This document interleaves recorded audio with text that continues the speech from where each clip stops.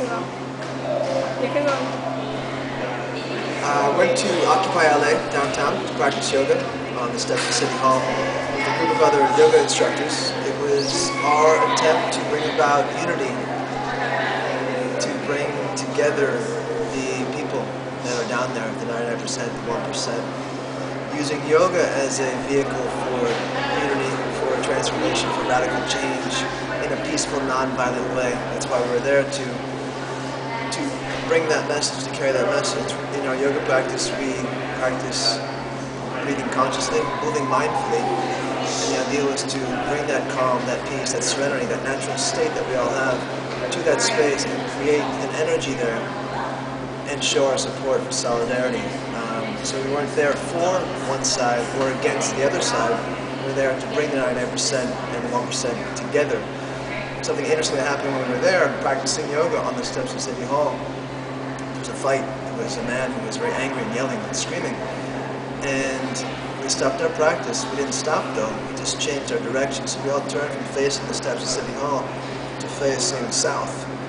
And then we all collectively owned. Om is the universal sound of the cosmos. In yoga class, it's Om. It's spelled A-U-M. There's three sounds. Together, these three sounds, this mantra is an ability for us to connect to the universe. It's the universal sound.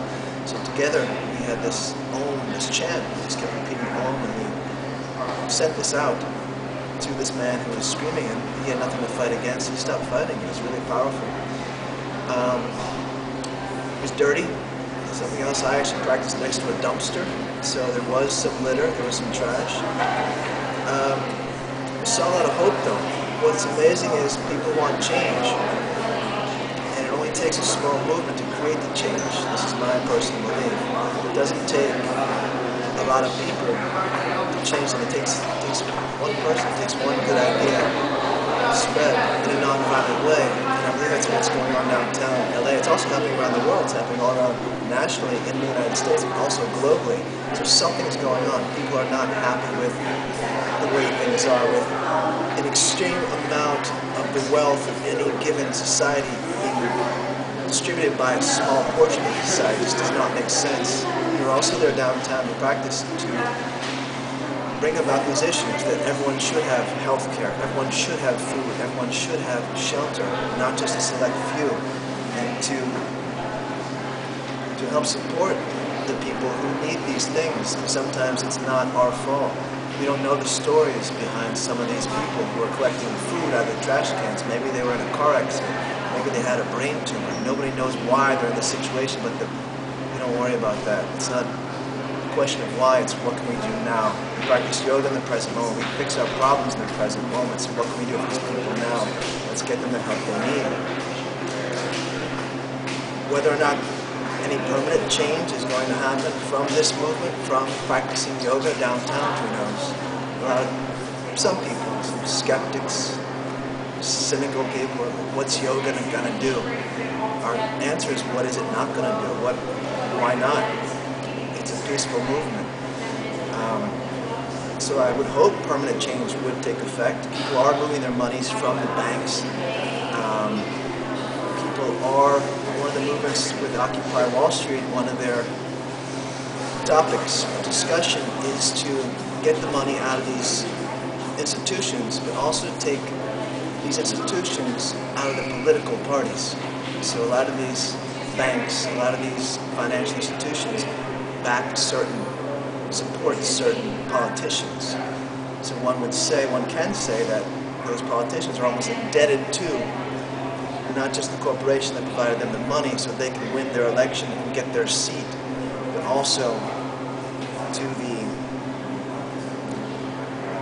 the business ethics of that company, to keep that company happy so the politicians can still keep the money coming from them. They're likely going to make choices that will benefit that company and that company's beliefs. So if this company is waste pollution and they're polluting a river, but this company is also giving $40 million to a politician, there's a difference of opinion there. For the politician to act from a place of peace, from a heart space, it's pretty difficult if his source is coming from here and they're doing these things. That's one of the issues that's come up. So I hope permanent change comes about. I hope enough people wake up to this movement. Not just this movement. This is one little drop in the water. The idea is, what I believe has happened is it's an awakening. People know what's going on. So some people don't go down, and that's fine. I went down just once, just to practice yoga. I've been down twice now. I'm not living down there, but I know what's going on. And people creating change creates transformation on a global level, collective level. There's an energy that gets shifted. I would hope that change happens.